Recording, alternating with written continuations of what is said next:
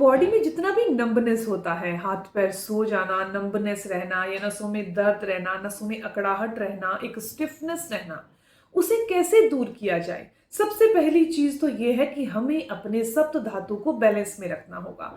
यानी कि सप्त धातु को बैलेंस में करने का काम कौन करता है?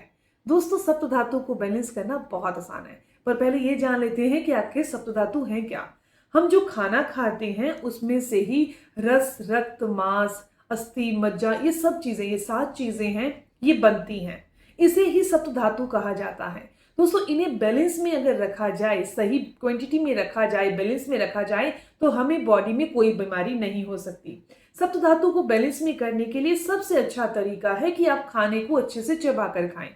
जब आप खाने को धीरे धीरे और अच्छे से चबा कर खाते हैं तो उसमें से रस बनता है, रक्त बनता है, मांस बनता है, उसमें अस्थि बनती है, शुक्र, ये सभी धातु बनते हैं जो कि हमारी बॉडी के अंदर सप्त धातु को बैलेंस में करने का काम करते हैं। और कोई भी ऊपर नीचे नहीं होता।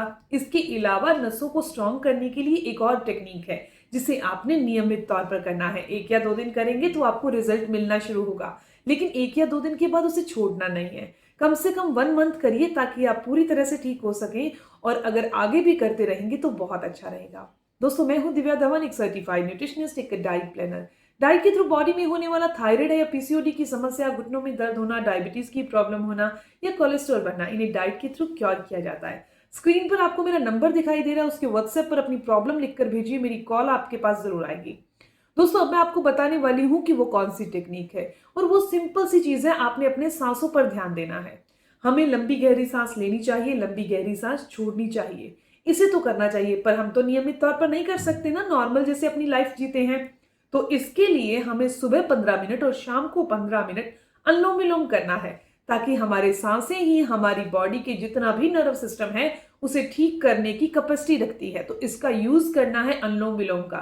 बहुत आसान है करना। आपने 5 सेकंड के लिए सांस को अंदर रखना है, फिर रोकना है, फिर बाहर निकालना है। अनुलोम विलोम कैसे किया जाता है मैं मानती हूं कि आप सबको पता है। दोस्तों, ऐसी ही और इन्फॉर्मेशन के लिए आप मेरे चैनल को जरूर विजिट करें।